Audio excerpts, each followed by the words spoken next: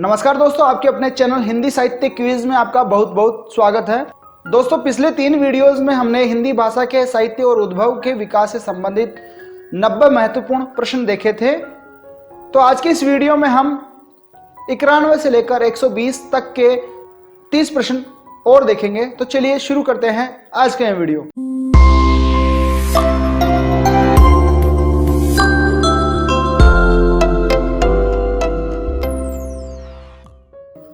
दोस्तों, वीडियो शुरू करने से पहले मेरी आपसे रिक्वेस्ट है कि अगर अभी तक आपने हमारे चैनल को सब्सक्राइब नहीं किया है तो चैनल को सब्सक्राइब जरूर कर ले और बेल आइकन को दबाकर नोटिफिकेशन ऑन कर ले, ताकि हमारे आगे आने वाली वीडियो की जानकारी आपको सबसे पहले मिल सके। तो चलिए वीडियो में आगे बढ़ते हैं। दोस्तों, आज का पहला प्रश्न है, भाषा के अर्थ में हिंदुस्तानी शब्द का प्रयोग कब से मिलता है? विकल्प है ए 13वीं शती में, बी 15वीं शती में, सी 17वीं शती में या फिर डी 19वीं शती में। तो यहाँ सही जवाब हो जाएगा बी 15वीं शती में। प्रश्न नंबर 92, निम्न में से कौन सी भाषा भारोपीय परिवार की भाषा नहीं है? विकल्प देखिए, ए मराठी, बी हिंदी, सी मलयालम और डी गुजराती। तो यहाँ सही जवाब हो जाएगा सी मलयालम। प्रश्न नंबर 93, भारतीय आर्य भाषाओं के विकास के कुल कितने चरण हैं? विकल्प देखिए, ए 2, बी 3, सी 4 या फिर डी 5 चरण। तो सही जवाब हो जाएगा विकल्प बी 3 चरण। प्रश्न नंबर 94, निम्नलिखित में से किस आचार्य ने प्राकृत को मीठी तथा संस्कृत को कठोर भाषा कहा है? विकल्प देखिए, ए वररुचि ने, बी राजशेखर ने, सी भरत मुनि ने, डी हेमचंद्र ने। तो यहाँ सही जवाब हो जाएगा विकल्प बी राजशेखर। प्रश्न नंबर 95, प्रकृति ही संस्कृतम ततः भवम तत् आगतम व प्राकृतम। उक्त वाक्य निम्नलिखित में से किस आचार्य का है? ए पाणिनि का, बी भरत मुनि का, सी हेमचंद्र का या फिर डी रुद्रट का। तो यह सही जवाब होगा विकल्प सी हेमचंद्र का। प्रश्न नंबर 96, प्राकृत की किस अवस्था को अपभ्रंश या अवहट के नाम से जाना जाता है? विकल्प देखिए, ए प्रथम को, बी द्वितीय को, सी तृतीय को, डी चतुर्थ को। तो यहाँ सही जवाब होगा विकल्प सी तृतीय को। 500 ईस्वी से लेकर 1000 ईस्वी तक का जो समय था वो अपभ्रंश का उदयकाल रहा है और यह तृतीय प्राकृत के नाम से उस समय जानी जाती थी, जिसे बाद में अपभ्रंश या अवहट भी कहा जाता है। प्रश्न नंबर 97, मध्यकालीन भारतीय आर्य भाषा का अंतिम रूप क्या है? मध्यकालीन आर्य भाषा के अंतिम रूप के बारे में बताना है। विकल्प है, ए पाली, बी प्राकृत, सी संस्कृत या फिर डी अपभ्रंश। तो यहाँ सही जवाब होगा विकल्प डी अपभ्रंश। मध्यकालीन भारतीय आर्य भाषा का अंतिम रूप अपभ्रंश कहलाता है। अपभ्रंश के बाद में आधुनिक भारतीय आर्य भाषाओं का उदय हो चुका था। प्रश्न नंबर 98, व्याडी और पतंजलि ने अपभ्रंश शब्द का प्रयोग किस अर्थ में किया है? विकल्प देखिए, ए भाषा के अर्थ में, बी साहित्य के अर्थ में, डी उद्दंडता के अर्थ में या फिर डी संस्कृत के मानक शब्दों से भिन्न भ्रष्ट और अशुद्ध शब्दों के अर्थ में। तो यहाँ सही जवाब होगा विकल्प डी संस्कृत के मानक शब्दों से भिन्न भ्रष्ट और अशुद्ध शब्दों के अर्थ में। प्रश्न नंबर 99 देखिए, भाषा के अर्थ में अपभ्रंश शब्द का सर्वप्रथम प्रयोग कब मिलता है? विकल्प है, ए 3वीं शताब्दी में, बी 5वीं शताब्दी में, सी 6वीं शताब्दी में या फिर डी 9वीं शताब्दी में। तो यह सही जवाब हो जाएगा विकल्प सी 6वीं शताब्दी में। 6वीं शताब्दी में अपभ्रंश शब्द का प्रयोग भाषा के अर्थ में होने लगा था।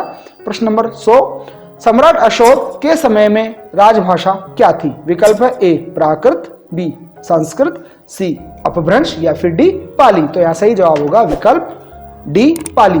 अशोक के समय में पाली राजभाषा थी। प्रश्न नंबर 101, अपभ्रंश भाषा का प्राचीनतम प्रयोग किस साहित्य में हुआ है? विकल्प देखिए, ए बौद्ध साहित्य में, बी जैन साहित्य में, सी नाथ साहित्य में या फिर डी रासो काव्य में। तो यह सही जवाब होगा बी जैन साहित्य में। प्रश्न नंबर 102, अपभ्रंश का शाब्दिक अर्थ क्या है? विकल्प ए पुराना, बी बिगड़ा हुआ, सी ग्रामीण या फिर डी बोलचाल। तो यहाँ सही जवाब होगा बी बिगड़ा हुआ। प्रश्न नंबर 103, अपभ्रंश का आरंभ कब से माना जाता है? विकल्प है, ए 500 ईस्वी पूर्व से 1000 ईस्वी पूर्व तक, बी 1500 ईस्वी पूर्व से 1000 ईस्वी तक, सी 1500 ईस्वी पूर्व से 500 ईस्वी पूर्व तक या फिर डी 500 ईस्वी पूर्व से 1000 ईस्वी तक। तो यह सही जवाब हो जाएगा विकल्प डी 500 ईस्वी पूर्व से 1000 ईस्वी तक का समय अपभ्रंश का आरंभ काल माना जाता है। प्रश्न नंबर 104, अपभ्रंश साहित्य का आरंभ कब से माना जाता है? विकल्प देखिए, ए 8वीं शती में, बी 9वीं शती में, सी 7वीं शती में, या फिर डी 10वीं शती में। तो यहाँ सही जवाब हो जाएगा ए 8वीं शती में। यहाँ पे अपभ्रंश का आरंभ काल पूछा गया है और यहाँ पर साहित्य लेखन का काल पूछा गया है। तो साहित्य लेखन अपभ्रंश में 8वीं शती में शुरू हो चुका था। प्रश्न नंबर 105, अपभ्रंश भाषा का विकास किस भाषा से हुआ है? तो विकल्प देखिए, ए संस्कृत से, बी पाली से, सी प्राकृत से, या फिर डी अवहत से। तो यहाँ सही जवाब हो जाएगा सी प्राकृत से। जैसा कि अभी हमने पिछले प्रश्नों में पढ़ा था कि प्राकृत के तृतीय चरण को ही अपभ्रंश के नाम से जाना जाता है। प्रश्न नंबर 106, अपभ्रंश का वाल्मीकि किसे कहा जाता है? विकल्प देखिए, ए पुष्पदंत को, बी स्वयंभू को, सी धनपाल को, या फिर डी शालिभद्र सूरी को। तो दोस्तों इसका जवाब कमेंट करके आपको बताना है। प्रश्न नंबर 106 का जवाब आपको कमेंट करके हमें बताना है, इसका सही जवाब क्या होगा। प्रश्न नंबर 107, साहित्यिक अपभ्रंश को पुरानी हिंदी किसने कहा है? विकल्प देखिए, ए रामचंद्र शुक्ल ने, बी हजारी प्रसाद द्विवेदी ने, सी शिव सिंह सेंगर ने, या फिर डी चंद्रधर शर्मा गुलेरी ने। तो यहाँ सही जवाब होगा ए रामचंद्र शुक्ल ने। रामचंद्र शुक्ल ने साहित्यिक अपभ्रंश को पुरानी हिंदी के नाम से कहा है। अब प्रश्न नंबर 108, अपभ्रंश को पुरानी हिंदी किसने कहा? यहाँ दोनों प्रश्नों में अंतर देखिए, यहाँ साहित्यिक अपभ्रंश की बात की है और यहाँ केवल अपभ्रंश की बात की है। तो प्रश्न नंबर 108 में विकल्प देखिए, ए आचार्य रामचंद्र शुक्ल ने, बी चंद्रधर शर्मा गुलेरी ने, सी हजारी प्रसाद द्विवेदी ने, और डी राहुल सांकृत्यायन ने।